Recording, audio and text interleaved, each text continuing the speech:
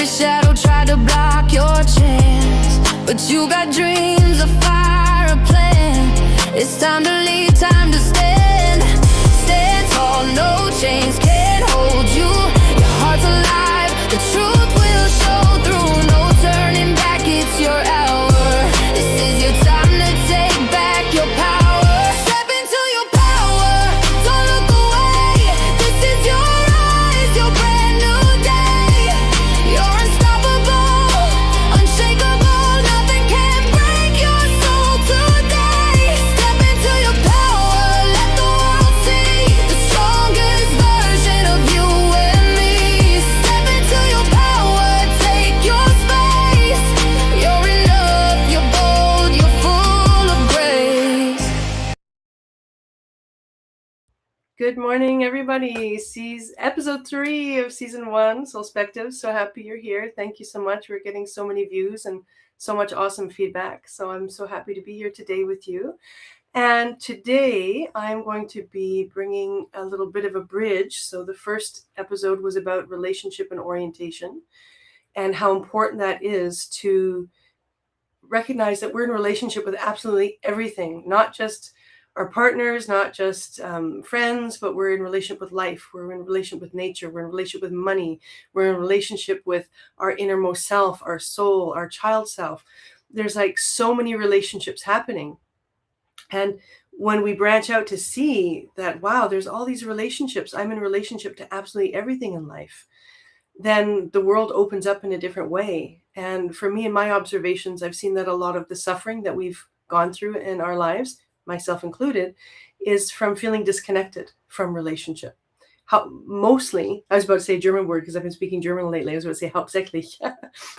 Mostly because we feel disconnected from our own self and our soul. And so today I want to answer, and episode 2 was all about the biology of fear. The stages of fear that we go through when it activates and how we can interrupt each stage at any point to redirect and come back home to ourselves. So today I want to bridge that and talk about what does this look like in daily life? And also, why is it so hard for us to change, right? So when our biology meets something new or unknown, its actual first response is always resistance.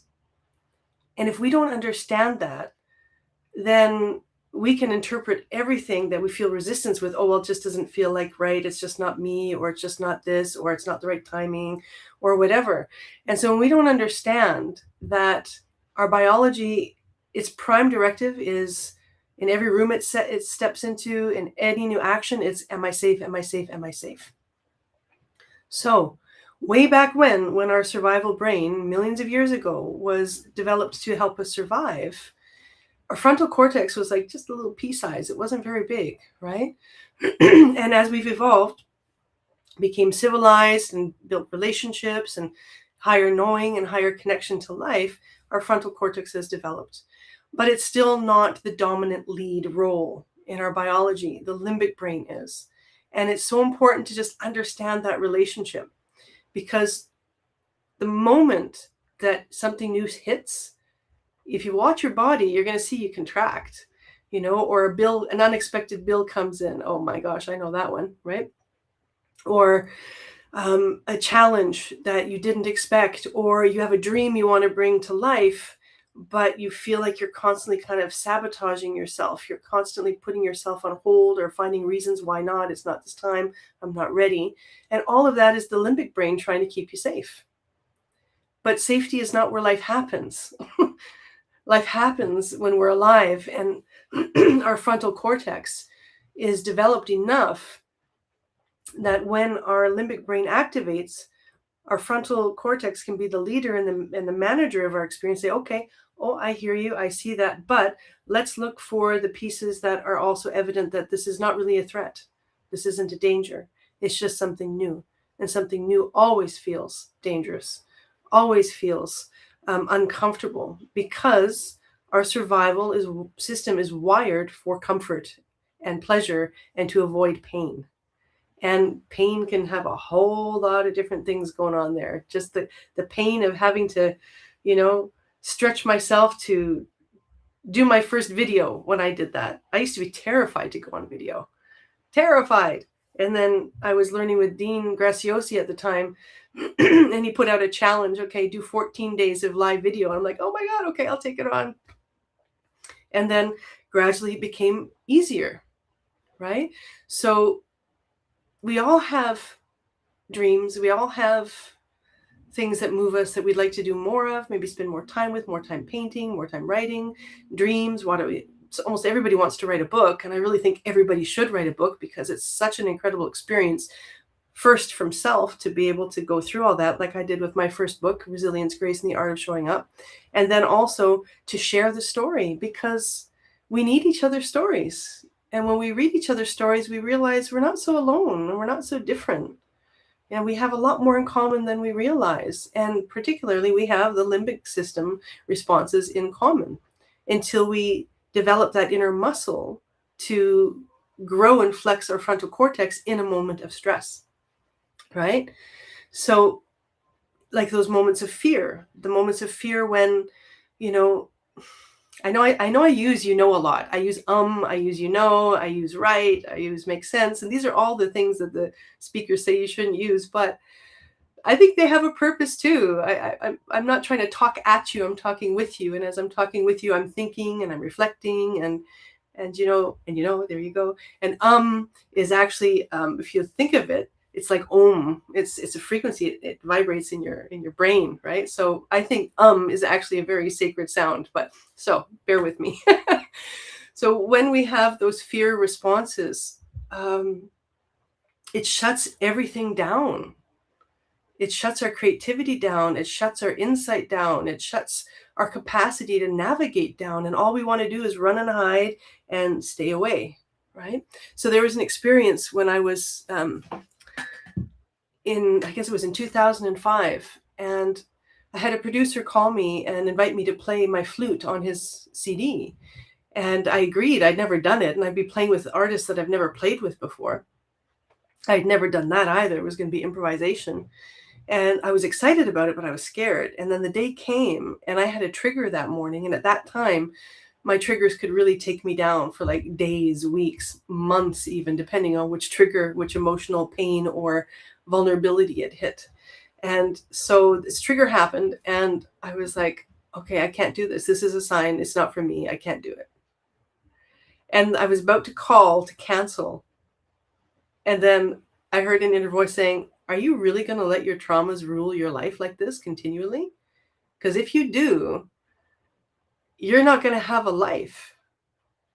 You're going to be so isolated, so alone, and you're just going to be cowering in your little corner of the world, and you've got so much goodness to share. Why aren't you, fighting for your dreams? That was the voice that I heard in my mind, like a high self, call it, or angel, I don't know. And then all of a sudden it shook me awake, and I'm like, oh my gosh, that's true. This is an amazing opportunity. Who knows if this is going to happen again? So then instead of calling him to cancel, I called a taxi. And that changed my life in such a huge way. So this is my CD. This was released in 2005. And I got to the studio, I was trembling, I was shaking, and he just said, okay, get in your spot and just start playing. And I'm like, oh my God, okay. So I played, and I improvised with another woman. She was singing, she did vocals, so my flute and her vocals were sort of intertwining. On the CD, that song is called Divine Creation. My albums are on Spotify as well. And I was just like on this high adrenaline the whole time. And then at the end, he offered me free studio time to make this CD. And so look at that. And then I made the CD, and then in my performances, and I would sell my CDs because I performed a lot in Vancouver at the time, people would call me or stop me in the lineups at grocery stores, say, oh my God, your music puts my kid to sleep. Or one lady, her cat sleeps to my music every single night. That was the most endearing story. Or they had spontaneous healings and all kinds of stuff, all kinds of goodness that I never imagined, because I started playing the flute for my own healing. I played alone for the first 9 years of my life as my own communication to life. And then when I moved to Canada, a First Nation elder invited me into their circle, and then found out I played the flute. Says, okay, you're not playing for yourself anymore. You're playing for the people. And then that's how this producer heard about me. So that fear could have froze me. That fear would have blocked so much goodness from myself and from the expression of what life has given me to express. And I believe everybody has something to express, be it, I said last week too, be it just how you interact with somebody at the grocery store. There's goodness to share.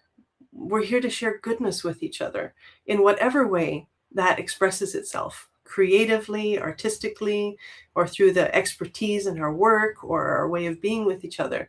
But our frontal brain, if we don't develop it strong enough, the limbic brain will constantly shut down connections to other people and opportunities. And that's why it's so important.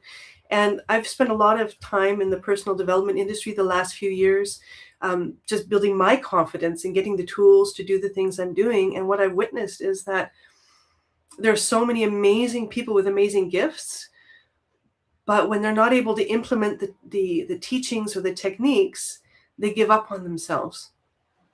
And that makes me really sad, because I know that behind it is just a trauma or a block of some kind that's really just a third of a second of a threshold. That's all it takes to make a change. A third of a second, and our brain will redirect. But that third of a second, when we're at that threshold, feels like, wow, like it's massive. It feels so huge of a leap that it seems impossible, but it's really just a third of a second shift in our brain to activate a neural blast to start creating a new neural network, right?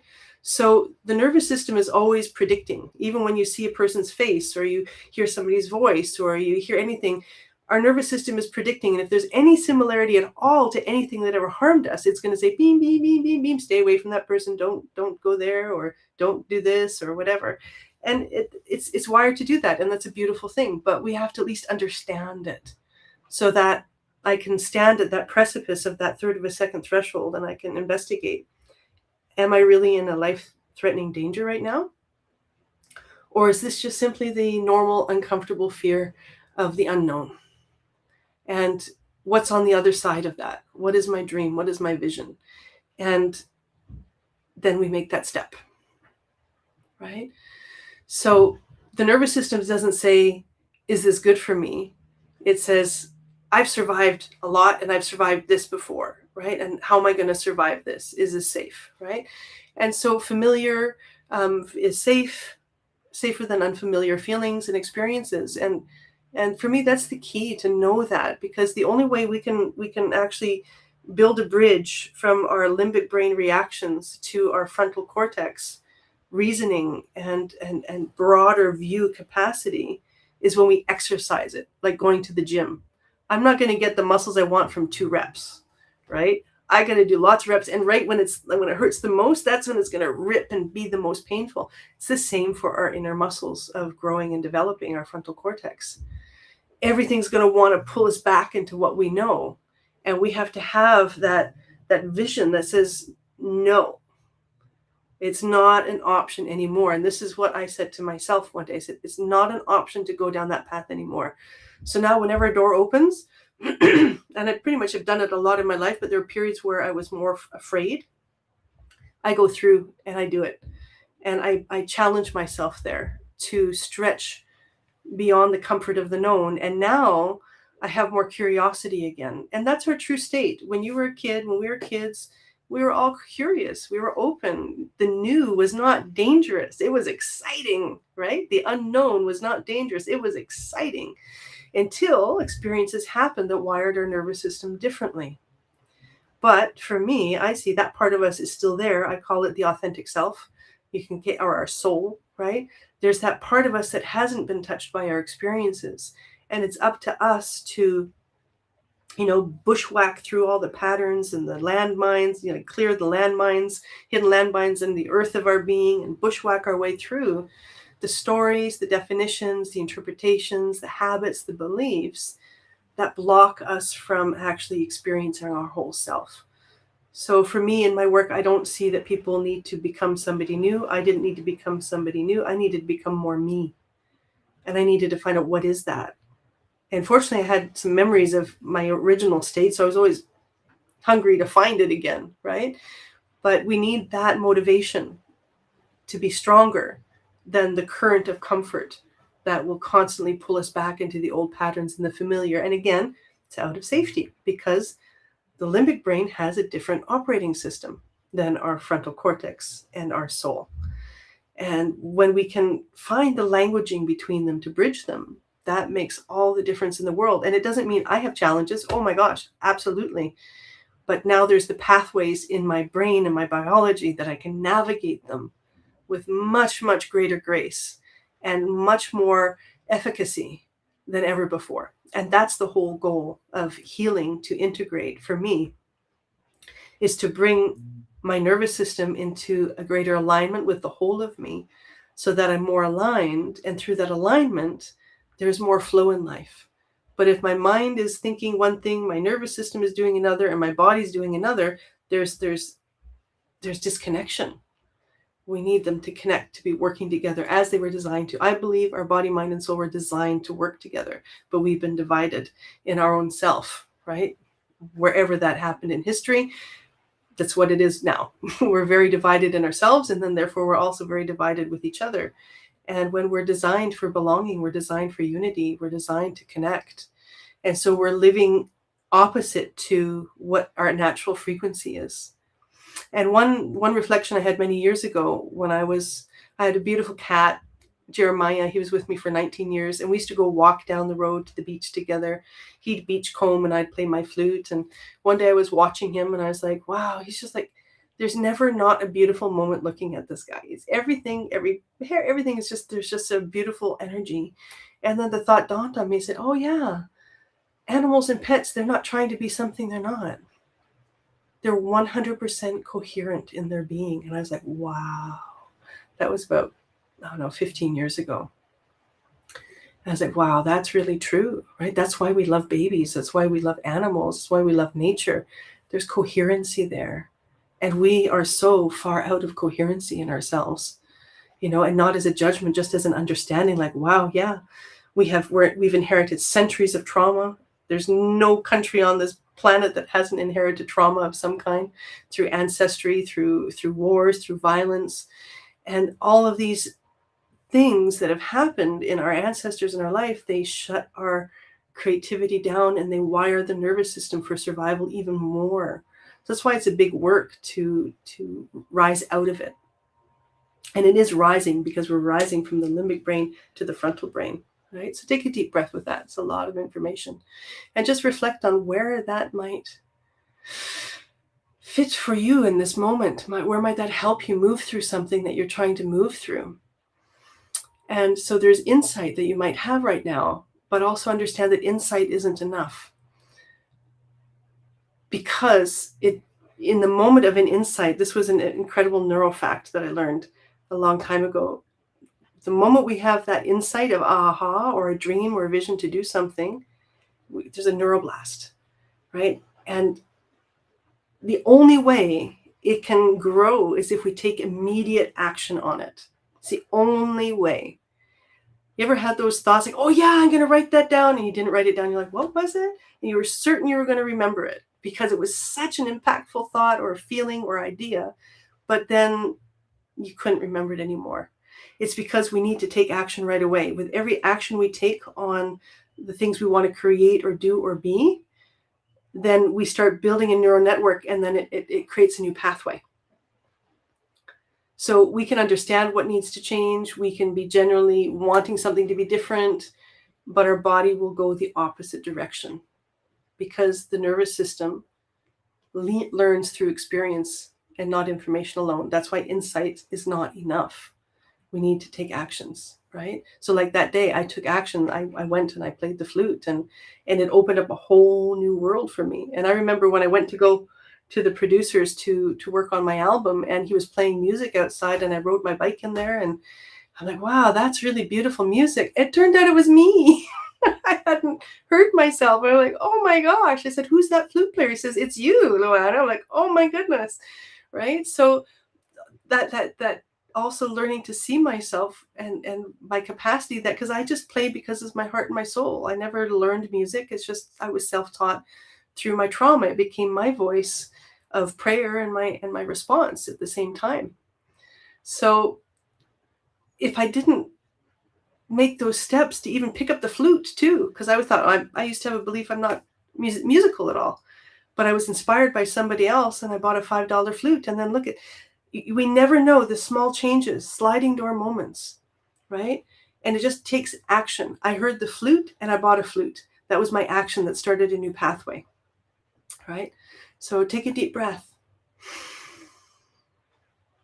So when you hear what I'm sharing, I invite you to put it to use in your life. When you feel it right away, like if you feel a trigger, you feel a fear, you feel anxiety, just take some deep breaths with it and sit with it and ask yourself, what's happening here?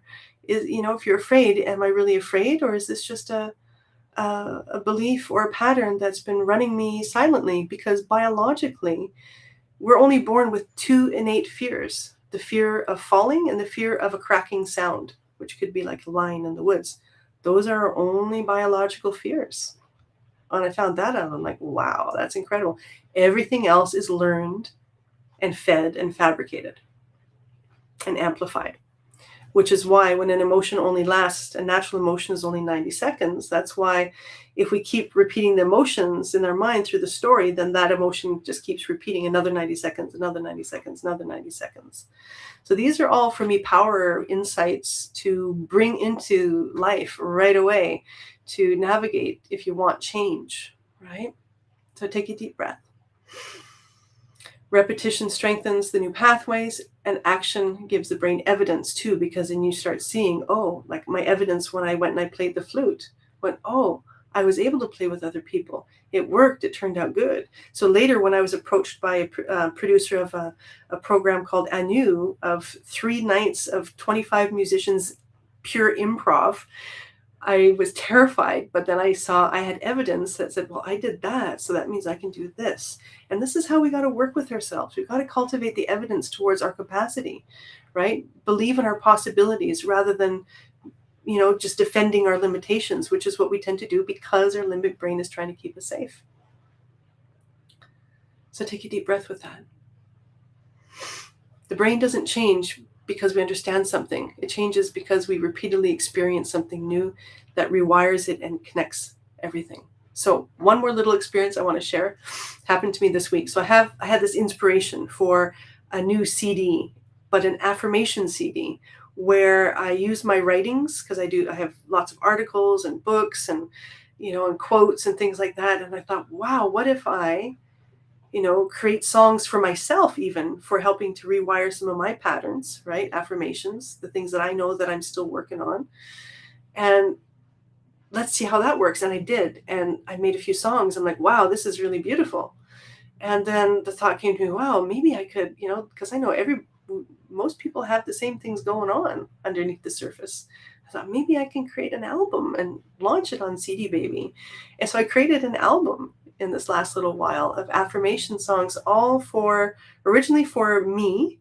And then it's expanding to be for other people. Again, like the flute was for me first, and then this is expanding. And so I had to learn how to work with the studio, the GarageBand studio. And I can tell you, when I was in front of it, my brain was like, how am I going to do this? And even though my mind knew I'll figure it out, my body started panicking and I could feel it contracting. I'm like, wow, this is incredible. And I was like, okay, well, I'm just going to keep doing and, step by step by step. And, it was phenomenal to watch my body transition as the new neural network formed. I really felt it in real time because I have now enough of a frontal cortex that my limbic brain doesn't take me off the rails anymore. So I observed it, and I was able to get one track done. I'm like, oh my God, it took like over an hour and a half to get that first track done. and then, okay, then I did it. And then I had evidence I could do it. And then I did the next one, and it took like half the time. And then I did the next one, and then 3/4 of the time. And then now I can just pop in, dump, dump, dump, and it's done. So I watched in real time how the neural networks develop. But had I succumbed into the panic and the fear of oh, maybe I can't do this, or this is too difficult. I don't have a tech brain. These are my stories that I've told myself. I don't have a tech brain. I can't do this. Or, oh, it's impossible. Or, oh, I'll just do it tomorrow because I just feel too stressed right now, right? If I would have done that, I wouldn't have a CD that's launching this week on CD Baby. So with that, I want to share that the creations you want to bring into life, whatever they are, they're not just going to happen because you want to create them. And the dream may be huge and real, but without those repeated actions towards it of overriding the false cues of the nervous system that you're not safe, because those are false cues in those moments, but the nervous system doesn't know the difference between a lion that's about to attack you and a fear of doing something. It's the same emotional chemical pathway. So we have to become our own guru, our own guide, our own authority in our trinity of self, the body, mind, soul. We have to, with our frontal cortex, decide, no, this isn't going to happen anymore. I'm going to rewire. And if I fall into a pattern, I'm getting back up. And if I fall in, I'm going to get back up. And then that repetition creates, again, more evidence. I can do this. And then it means, oh, I'm doing it. And then we start to create our experience in our life the way we long to live. And it doesn't remove challenges. They'll always be there. But if we can navigate those challenges better, then that means we can have a better quality of life. But if our nervous system is constantly draining us and triggering us, and we're isolating tighter and tighter and tighter in our story, narrowing our narrative more and more, then that leads to less quality of life and leads to more suffering. These are my observations. So take a deep breath. I'm just going to invite you to tune into your body and see what resonated from what I've shared today. And it's a lot, but and this is all my signature stuff that I share with my clients, but I want to share it here because it's needed, right? So it's needed. I'm not attached to it. The knowledge is not mine. I've tapped into it and I've learned to express it in my unique way, but the knowledge is universal. So take a deep breath.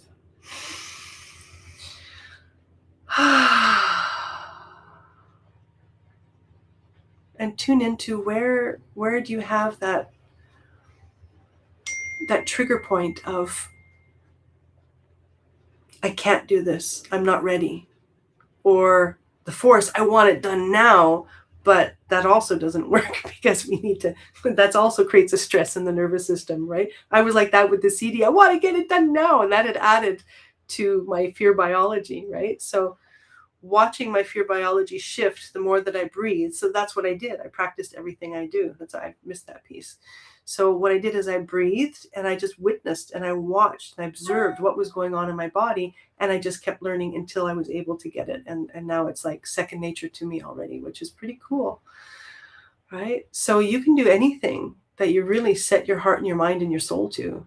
And when you get them to work together on it, it's just a matter of coming together. And that's where the healing is. Healing as in integration of self, integration of experience, so that you're free to be and to create the life that you want to live. And I'm not meaning as in this fantasy fairy tale, just foundationally a life that's still going to be full of duality and paradox, but with more joy, more happiness, more capacity, more confidence, more self-reliance and self-authority.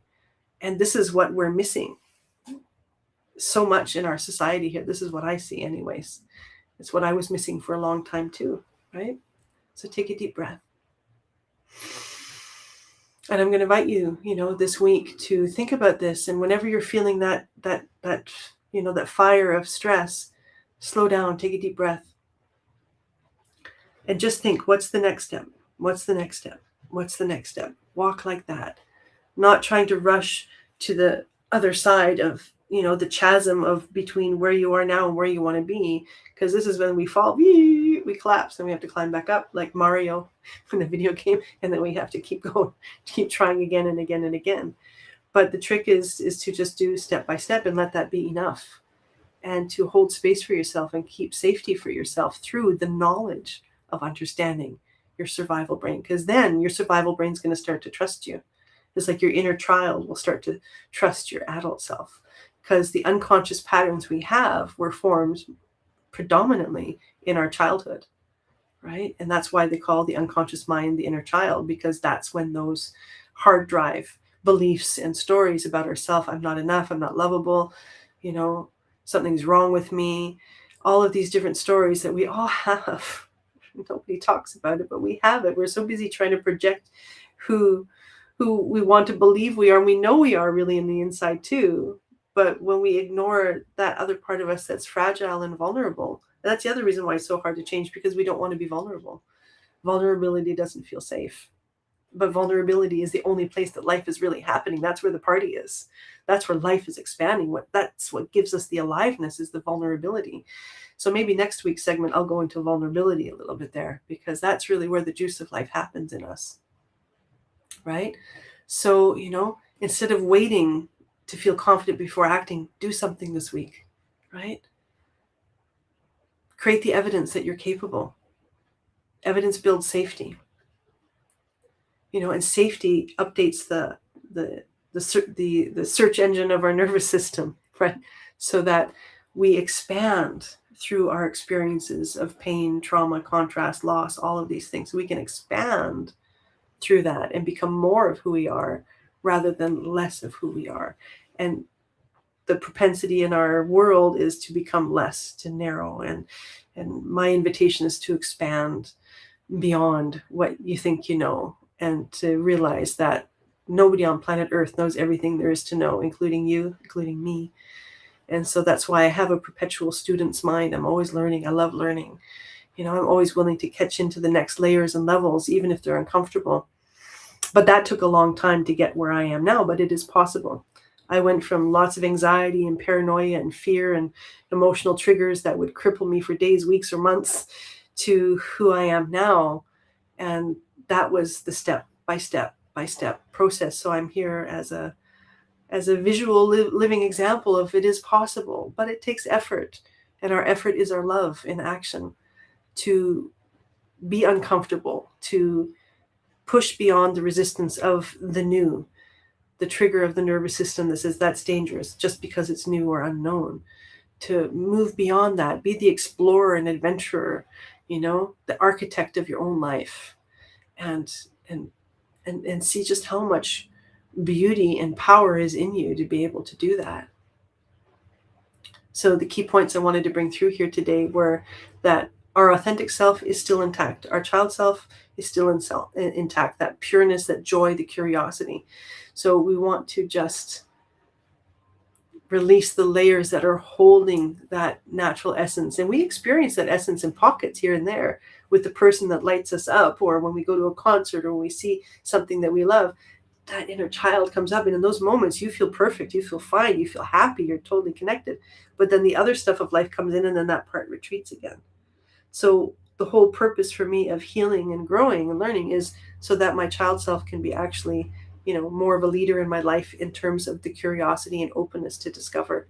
And that's how I lead my life, and how I invite my clients to as well when I'm working with my clients here at the retreat center, and it works. They leave completely transformed, and it doesn't take a lot of time. We don't need to delve into the story so much. We want to look at the nervous system and find how can we shift the nervous system when the things come up, and then that's already creating a new pathway.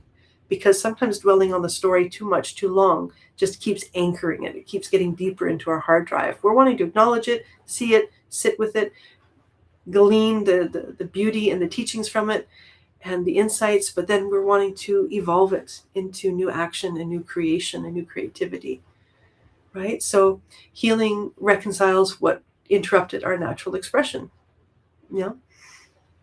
There was a movie with Angelina Jolie, Girl Interrupted. I saw that many years ago. It's a very good example of the interruptions of trauma. And so we get interrupted. For me, trauma is not just the extreme things that happen. It's any moment in our life that interrupted our true authentic nature feeling safe to be itself. And modern science, like I'm trained with the heart math method, and they've also discovered the same, that It's not always the situation that happened, it's the impact that leaves its residue in our nervous system. We can go through something really hard, but if there's enough love and understanding around that experience to help us move through it, it won't impact our nervous system the same way. But if we experience something extreme and there's no help, no support, no idea of how to navigate it, that's when it anchors and hardwires into our system more. So we've all had experiences where, we were alone in what we were going through. And especially as children, we don't have enough knowledge to understand the experiences we're having. And so what we do is we turn everything on ourselves. It's my fault, something wrong with me. I'm not enough. I'm not lovable. Those were all huge for me, right? And each layer that I grow and evolve, I meet new layers of that self, because that's always the part that holds us back. And it's holding us back because it needs to be seen and it needs to be loved. It needs to be witnessed, so that part of us can grow and evolve. So take a deep breath with all that. And for the Spectives for this week, look for where there's something unfamiliar. I mentioned it a little bit earlier. Something that you feel drawn to, but you're afraid to, or an action. Maybe you're an entrepreneur and you feel stuck at a certain level of your expression of that in the world. Maybe you're somebody who's wanted to paint and never picked up a brush in your life, but you always had that kind of a feeling, I wish I could paint or dance or play an instrument or whatever that could be. Something that lights you up, that your body really is craving to do more of, but there may be a resistance because of the unknown, or not wanting to be seen as somebody doing something new or having a mistake or anything like that. And I invite you this week to tune in to what lights you up and what's in the way of living more fully that which lights you up, and what actions can you take so that you can start to fan that inner flame inside of you that is the life that you're here to live with your authentic self, to grow and to heal into that more fully. Because life is alive. We only ever have this moment. A second from now didn't exist. I'm in it now, but now it doesn't. Time, the future and the past don't exist in this moment, and yet they are simultaneously integrated into our being. But the moment we have power to change is now. I can't change my past, but I can change my perception and my relationship to it in a way that helps me to move forward and grow. And I can't create my future through anxiety, but I can make steps today to build what I want to build. So now is your moment. How will you use this moment of now and every other moment of now to love yourself more deeply, to nourish yourself, to repeat and go deeper into the actions that bring you alive and make you feel so good that you just can't wait to wake up for another day, like when you were a child. And with that, I'm going to complete today's podcast. And as always, stay curious, stay compassionate, and stay connected to yourself. And I look forward to my next show next week, which I think will be vulnerability, since that I was only able to touch into that vulnerability as your superpower. All right.